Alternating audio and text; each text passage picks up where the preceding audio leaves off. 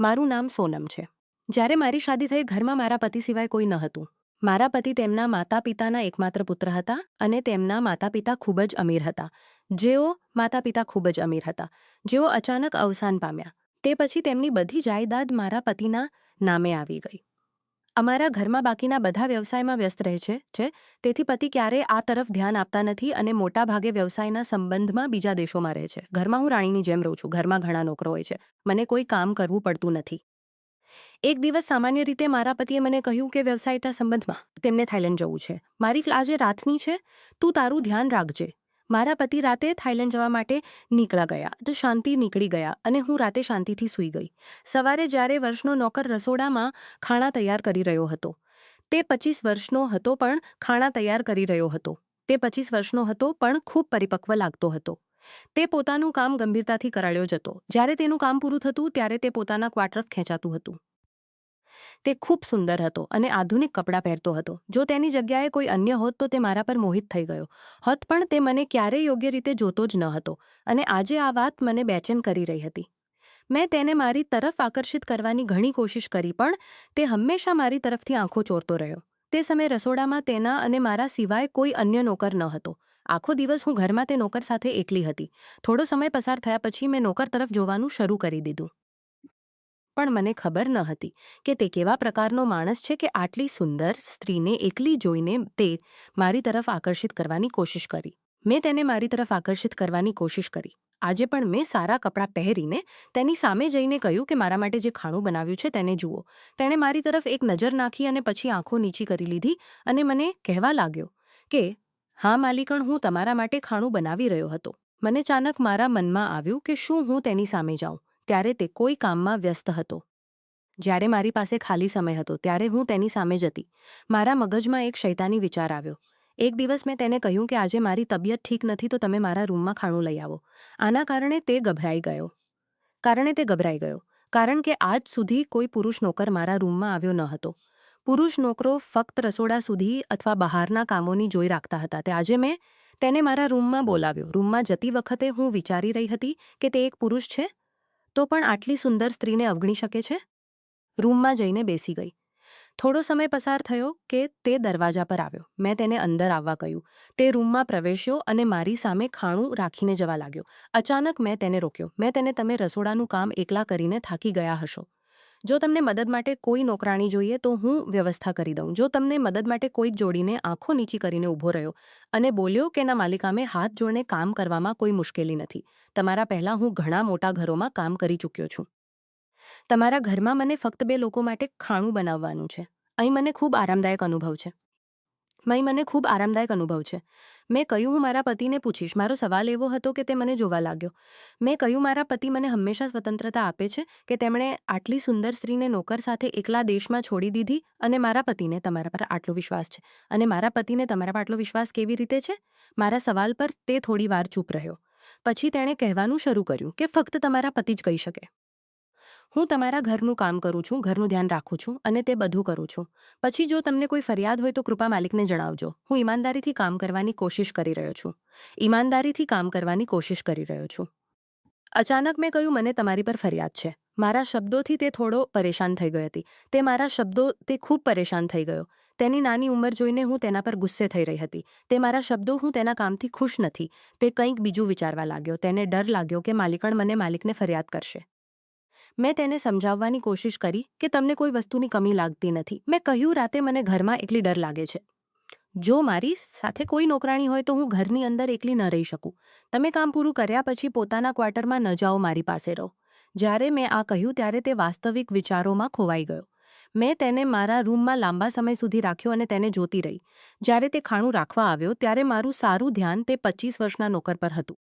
મારી નજર જોઈને તે શરમાઈ ગયો અને તેણે પોતાનું ધ્યાન બીજી તરફ કરી લીધું. પછી તેણે કહેવાનું શરૂ કર્યું કે આ વાત તમે તમારા પતિને કહેજો. હું મારી જગ્યાએ બેસી ગયો. તે બધું જોતો હતો. તે ઊંડા વિચારોમાં ખોવાઈ ગયો હતો. મેં છુપાઈને તેના પર નજર રાખી હતી. બીજા દિવસે જ્યારે મેં તેને મારા રૂમમાં બોલાવવાની કોશિશ કરી તો તેણે સાફ ઇનકાર દીધો. તેણે મને કહ્યું કે મને વસ્તુઓ લેવા બજાર જવું છે. હું તમારું બહારનું કામ કરી લઈશ. તેના જવાબથી મને આશ્ચર્ય થયું. પણ મને ખબર ન હતી કે હવે હું તેને કેવી રીતે કાબૂમાં રાખી શકું. પછી એક દિવસ જ્યારે મારી આંખ ખુલી તો તે નોકર મારા મનમાં આવ્યો અને હું તેના ક્વાર્ટરમાં જઈને જોવા માંગતી હતી કે તે કેવી રીતે રહે છે. ક્વાર્ટરમાં જતાં મેં જોયું કે ક્વાર્ટરનો દર ખૂબ જ સખ્તાઈથી બંધ કરેલો હતો. હું ચૂપ રહી અને સામે જોવા લાગી. પછી વાપસ આવીને ઘરમાં પ્રવેશ્યો. તે ધીમે ધીમે મારા રૂમ તરફ જઈ રહ્યો હતો. પછી તેણે ધીમેથી મારા રૂમનો દરવાજો ખોલ્યો અને રૂમમાં પ્રવેશી ગયો. હવે મારી આત્મા ધ્રુજી ગઈ. હવે તેને ખબર પડી ગઈ કે હું રૂમમાં નથી તો તે રસોડા તરફ દોડી ગયો. લાઇટ ચાલુ કરી અને પાણીનો જગ ભરવા લાગ્યો. મારા અંદાજ મુજબ થોડા સમય પછી તે વધુ ચિંતિત થઈ ગયો અને મને શોધવા લાગ્યો. અને શોધતા શોધતા જ્યારે તે મારી પાસે પહોંચ્યો તો મને જોઈને કહેવા લાગ્યો કે માલિકણ, તમે ક્યાં હતા? તમે રૂમમાં ન હતા તો હું ચિંતિત થઈ ગયો. મેં તેને પૂછ્યું, તમે મને શોધવા મારા રૂમમાં શા માટે આવ્યા? મારા સવાલ પર તે ચોંકી ગયો. અચાનક હું તમારી પાસે પાણી માંગવા આવ્યો હતો. આજે હું પાણીનો જગ ભરવાનું ભૂલી ગયો હતો. મેં વિચાર્યું કે તમને પાણીની બોટલ આપી દઉં. મેં તેને ગંભીરતાથી જોયો કારણ કે તે પાણી ભરવાનું નાટક કરી રહ્યો હતો. મારા રૂમમાં પાણી તો પહેલેથી હતું. મેં તે છોકરા પર શંકા કરવાની શરૂઆત કરી દીધી અને ચોરી છુપીથી તેના ક્વાર્ટર તરફ ચાલી ગઈ. પોતાના રૂમમાં આવીને દરવાજો બંધ કરીને લાંબા સમય સુધી વિચારતી રહી. આજે પહેલી વખત મેં તેને ગંભીરતાથી કામ કરતો જોયો હતો. આ વખતે તેને મારા રૂમમાં આવવાનો મોકો મળ્યો ન હતો, પણ હવે તે કામ કરવા માટે મારા રૂમમાં આવતો હતો. હું હંમેશા તેને મારી તરફ આકર્ષિત કરવા માંગતી હતી, પણ તે સમયે મને ચિંતા થઈ. મેં આખી રાત વિચારમાં ગુજારી.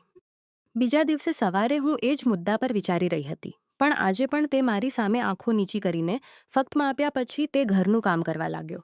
અને રાતે મેં નક્કી કરી લીધું હતું કે જો તે રાતે રૂમમાં આવે તો હું તેની સાથે હોશિયારીથી પૂછીશ. જો તેને ખબર પડે કે હું જાગી રહી છું તો તે રાતે કામ કરવા આવશે. હું આ વિચારી રહી હતી. થોડી વાર પછી મને મારા રૂમના દરવાજા પાસે પગની આવાજ આવી તો હું સૂવાનું નાટક કરવા લાગી. થોડી વાર પછી દરવાજો ખુલ્યો અને તે નોકર મારા રૂમમાં પ્રવેશ્યો. નોકર મારા રૂમમાં આવ્યો. હું નાટક કરી રહી હતી કે સૂઈ ગઈ છું. મને નોકર ખૂબ આકર્ષક લાગતો હતો. હું તેનું ધ્યાન ખેંચવાની ઘણી કોશિશ કરી રહી હતી, પણ હું મારી એકલતાનો ફાયદો ઉઠાવશે. હવે હું રૂમમાં એકલી પડી હતી અને ડરી ગઈ હતી કારણ કે મને લાગ્યું તે મારા પલંગ તરફ આવી રહ્યો છે. હું મારા પતિ પર પશ્ચાતાપ કરતી વિચારી રહી હતી કે શા માટે અમે અમારી સુંદર પત્નીને બીજા પુરુષોને સોંપી દીધી અને નોકર પર વિશ્વાસ કર્યો કે નોકર મારા પલંગ પાસે નહીં આવે. પણ પછી તેના આગલા પગલાંએ મને આશ્ચર્યચકિત કરી દીધો અને તેણે મને એ રીતે સ્પર્શ કર્યો પણ મને કોઈ તકલીફ થઈ નહીં. થોડી વાર પછી તે ચાલ્યો ગયો. બીજા દિવસે તે મારી પાસે આવ્યો અને મને ખાણું આપ્યું. તેને જોઈને હું ડરી ગઈ. પછી મારી હિલચાલ પર તે મને જોવા લાગ્યો. મેં કહ્યું, મને ભૂખ નથી, તમે રાખો અને ચાલ્યા જાઓ. થોડા સમય પછી જ્યારે તે જઈ રહ્યો હતો ત્યારે તે મારા રૂમમાં આવ્યો. ત્યારે મેં ખાઈ લીધું. પછી તે મારા પહેલાં તો બધું સામાન્ય હતું અને નોકર મારી સાથે કામ કરવા લાગ્યો. મને વારંવાર યાદ આવતું. બીજા દિવસે રાતે એ જ રીતે રૂમમાં કરવા લાગ્યો, જેના વિશે હું તેને પૂછવા માંગતી હતી. મેં સમજાવ્યું હતું જ્યારે તે મારા રૂમમાં આવે તો હું તેની સાથે પૂછીશ. જ્યારે તે મારા રૂમમાંથી કામ લેવા આવતો તો તે મારી પાસે સવાલ ન કરી શકતો હતો. એક માલિકણ હોવા છતાં મારામાં તેને પૂછવાની હિંમત ન હતી. એક દિવસ આ રોજિંદુ નિયમિત બની ગયું. જ્યારે મારા પતિનો ફોન આવતો તો હું કહેતી બધું ઠીક છે, પણ દિવસે દિવસે મારી પરેશાનીઓ વધવા લાગી. એક રાતે તે મારા રૂમમાં આવ્યો અને જવા લાગ્યો તો હું ચૂપચાપ ઉઠી અને પાછળ ગઈ અને પછી મેં જોયું કે તે ઘરમાંથી પોતાના ક્વાર્ટર તરફ બહારના ગેટ તરફ જવાને બદલે બહારના ગેટ તરફ જઈ રહ્યો હતો. આખી રાત આ રહસ્ય રહ્યું પણ તે વાપસ ન આવ્યો. પહેલાં હું ગુમ થઈ ગઈ હતી અને નોકરના કારણે હું તેના પર શંકા કરતી હતી. નોકરની વિચિત્ર હિલચાલ મને વધુ ડરાવતી હતી. હું બહાર સોફા પર બેસીને આખી રાત વાગી રહી. જ્યારે તે ઘરમાં પ્રવેશ્યો ત્યારે મેં તેને જોયો. તેના કપડા પર માટી લાગેલી હતી. તે ખૂબ થાકેલો હતો. મેં વિચાર્યું તે પોતાના ક્વાર્ટર તરફ જઈ રહ્યો હતો. આ હું મારા મનમાં પૂછવા માંગતી હતી, પણ મને તેને પૂછવાનો ડર લાગતો હતો. આ પહેલાં મને ક્યારેય ડર ન લાગ્યો હતો.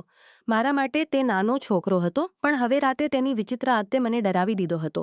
આ 25 વર્ષનો છોકરો રોજ આ વિચિત્ર કામ કરી રહ્યો હતો. દરરોજ રાતે પહેલાં મારા રૂમમાં આવતો અને પછી ઘરમાંથી બહાર નીકળી જતો. હું ખૂબ નાજુક છોકરી હતી. મારા માતા પિતા મારા પર ખૂબ પ્રેમ કરતા હતા. આ પ્રકારની પરિસ્થિતિ જોઈને હું ગભરાઈ જતી હતી. મારી શાંતિ છીનવાઈ રહી હતી. આના કારણે હું બીમાર પડવા લાગી. એક દિવસ મારા પતિનો ફોન આવ્યો. તેમણે મારી તબિયત વિશે પૂછ્યું તો હું રડતી હોઈને મારા પતિને કહ્યું કે મને એક નોકરાણી જરૂરથી જોઈએ છે. હું એકલી પુરુષ નોકર સાથે ન રહી શકું. મારા પતિ મને સમજાવવા લાગ્યા અને કહ્યું, તને દુનિયાની ખબર નથી, નોકરાણીઓ ખરાબ હોય છે અને પરિવારની ઇજ્જતને નુકસાન પહોંચાડે છે. તેથી હું તારી સુરક્ષાની ચિંતા કરું છું અને મને આ નોકર પર પૂરો વિશ્વાસ છે. જલ્દી ઘરે વાપસ આવીશ. મારા પતિ ઊંડા વિચારોમાં પડી ગયા. તેમને ખબર ન હતી કે હું આ નોકર પર આટલો વિશ્વાસ શા માટે કરી રહી છું. મારા પતિએ કહ્યું, તું સાચા લોકો પર આટલો વિશ્વાસ નથી કરી શકતી અને નોકર દેખાય છે, તને લાગે છે કે તે સારો નથી. મારા પતિએ મને કહ્યું, હું તેના પર અંધવિશ્વાસ કરું છું. જો કોઈ મને તેના વિશે નકારાત્મક વાતો કહે તો હું તેના પર વિશ્વાસ નહીં કરું, કારણ તેના પર પૂરો વિશ્વાસ છે. આજે આના કારણે હું ખૂબ પરેશાન હતી. હું વિચારી રહી હતી કે મારા પતિ મારી વાત નથી માનતા. હું પતિને સાચું કહેવા માંગતી હતી. નોકર નિયમિત ચાલતું રહ્યું. તે 2 વાગ્યે ઘરની આસપાસ ફરતો અને જ્યારે જોતો તો બહાર ચાલ્યો જતો અને તે મને આ છોકરાથી ડર લાગતો હતો. મારા પતિએ ઇશારાથી ઘણી કોશિશ કરી પણ મારા પતિ તેની વાત સાંભળવા તૈયાર ન હતા. એક દિવસ મુશ્કેલીથી મેં મારા પતિને કહ્યું કે તમે તમારી પત્ની પર વિશ્વાસ રાખો. જે નોકર હું જોઈ રહી છું તે એવો નથી. જે નોકર હું જોઈ રહી છું. પતિ પૂછવા લાગ્યા, શું તે તારી સાથે કંઈક કરે છે? મારા પતિ આ પહેલાં કંઈક નહીં કહી છે. અચાનક તેઓ મારી સામે ગુસ્સામાં આવી ગયા અને તીક્ષ્ણ નજરથી મને જોવા લાગ્યા. હું ખૂબ ડરી ગઈ. મેં બહાનું બનાવીને કોલ કાપી દીધો. પછી નોકર આવ્યો અને કહેવા લાગ્યો, તમે તમારા પતિ સાથે સીધી વાત કરીને તેને પરેશાન ન કરો. જો તમને મારા પર કોઈ શંકા હોય મારી સાથે વાત કરો. મેં તમારી વિચિત્ર લાગે છે કે હું પરેશાન છું. હંમેશા ખૂબ નરમાઈથી રહું છું, ખ્યાલ નથી કર્યું. મેં તમને કોઈ નુકસાન નથી પહોંચાડ્યું. છોકરો બિલકુલ નિર્દોષ છે. પણ હું જાણતી હતી કે તેની પાસે તાકાત છે. તે મને ધમકી આપી રહ્યો હતો કે જો હું પતિને કહીશ તો તે કંઈ કરી દેશે. નોકરનું ધ્યાન મારી શંકા દૂર કરવા પર હતું. મેં તેને કહ્યું, મને તમારા પર કોઈ શંકા નથી, ફક્ત હું એકલતાની શિકાર છું અને એકલી ન રહી શકું, તેથી હું મારી સાથે સ્ત્રી નોકર રાખવા કહી રહી છું. મારા શબ્દો સાંભળીને તેણે મને વિચિત્ર આંખોથી જોયો. પછી બોલ્યો, ચિંતા ન કરો, હવે તમને ડર નહીં લાગે. હું ચૂપચાપ માથું હલાવી દીધું. જો એવું જ છે તો રૂમ બંધ રાખો અને જો મારા પતિ કંઈક પૂછે તો હવે હું સાવચેત રહેવા માંગુ છું. પહેલાં તે કામ પૂરું કરીને પોતાના ક્વાર્ટરમાં જતો રહેતો હતો, પણ હવે હું સમજી ગઈ કે તે આખો દિવસ ઘરમાં રહે છે અને મારા રૂમ પર નજર રાખતો રહે છે. તે છોકરો મારી સામે ખૂબ આવવા લાગ્યો. મને લાગ્યું કે આ નોકરે મારા પર કાબૂ મેળવી લીધો છે. પણ આ દિવસોમાં મારા પતિએ મને ખબર આપી કે તેઓ ભારતથી વાપસ આવી રહ્યા છે. આના કારણે હું ખુશ થઈ ગઈ. આ દિવસોમાં હું ખુશ થવા લાગી હતી, પણ હું સમજી ગઈ કે મારો નોકર ખુશ નથી. કેટલાક દિવસો પછી મારા પતિ ઘરે આવી ગયા અને નોકર પોતાના જૂના નિયમિત પર ચાલવા લાગ્યો. હું પતિ સાથે એકલી હતી. મને તે ઘરમાંથી થોડું બહાર નીકળી જતો. હું પતિ સાથે એકલી હતી. મને જોઈને મારા પતિ ઉદાસ થઈ ગયા અને કહેવા લાગ્યા, તું તો ખૂબ કમજોર બની છે, બતાવ. આ ઘરમાં મેં તને ખૂબ સ્વતંત્રતા આપી છે. આ નોકરને મેં કહ્યું છે કે તે તારી ખૂબ ખ્યાલ રાખે. જે કંઈ તે કરે છે બધું કરે છે તારી ખ્યાલ રાખે છે. પછી તને શું થયું? મારા પતિ વાત કરતા હતા ત્યારે મેં તેમને જોયા. તેઓ મને વારંવાર ખાતરી આપી રહ્યા હતા કે નોકર ખૂબ સારો છે. મેં પતિને કહ્યું, આ નોકર મારી પરેશાની સાથે ખુશ નથી રહી શકતો. સાચું એ છે કે નોકર રોજ મારા રૂમમાં આવતો હતો, પણ હું લાચાર હતી. હું તેને રોકી શકતી ન હતી અને હું કોઈને કહી શકતી ન હતી અને ખૂબ ચિંતિત રહેતી હતી. મારા શબ્દોથી મારા પતિ ખૂબ ગુસ્સે થયા અને તેમણે મને કહ્યું, મને માફ કરજે, મેં તેના પર અંધવિશ્વાસ કર્યો હતો.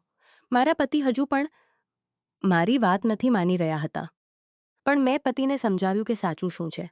મારા શબ્દોથી પતિની તબિયત બગડી ગઈ. આ દિવસે તેમની તબિયત બગડી અને તેમને હોસ્પિટલ લઈ જવું પડ્યું.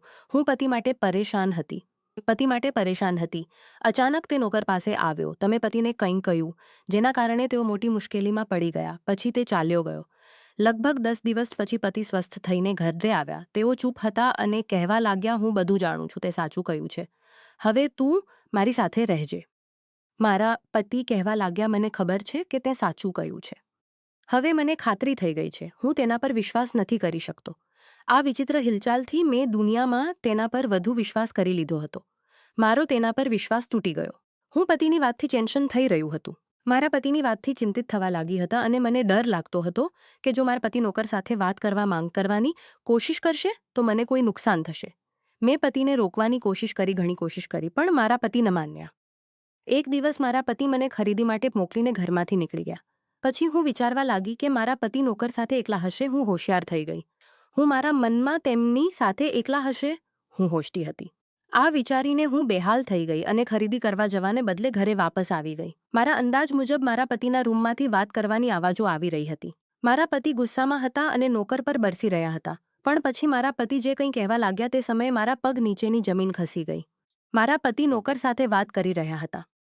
તેમણે તેને કહ્યું, મેં તને કહ્યું હતું કે આ તાવીજ છુપાઈને તારી માલિકણ પર ઉતારો અને બહાર જઈને દફનાવી દો. મેં બાળકો માટે તાવીજ મંગાવ્યા હતા. તારી માલિકણને એક બીમારી છે અને હું તેમને કહેવા નથી માંગતો હતો અને હું ઈચ્છતો હતો કે તારા દ્વારા કામ ગુપ્ત રીતે કરાવી લઉં. કદાચ હવે તને શંકા થઈ ગઈ છે. ધીમે ધીમે તે રૂમમાં પ્રવેશ્યો. આ પહેલા મારા પતિએ મને કહ્યું હતું કે તેને કોઈ બીમારી છે અને કોઈ સંતાન નથી અને મારા પતિએ મારી બીમારી મારી પાસે છુપાઈ રાખી હતી અને મારું હૃદય ક્યારેય તૂટવા ન દેતા હતા. અને આ નોકર રોજ મારી તાવીજ ઉતારીને બહાર દફનાવતો હતો જેથી મારી બીમારી દૂર થઈ જાય. આજે મને ખૂબ શરમ આવી. પછી મેં ડૉક્ટર પાસે જઈને ઈલાજ કરાવ્યો અને તાવીજ ઉતારી દીધી. અને કેટલાક વર્ષો પછી મને એક સારા સમાચાર મળ્યા કે હવે હું ગર્ભવતી છું. હવે હું અને મારા પતિ આ નોકર સાથે ખુશ છીએ.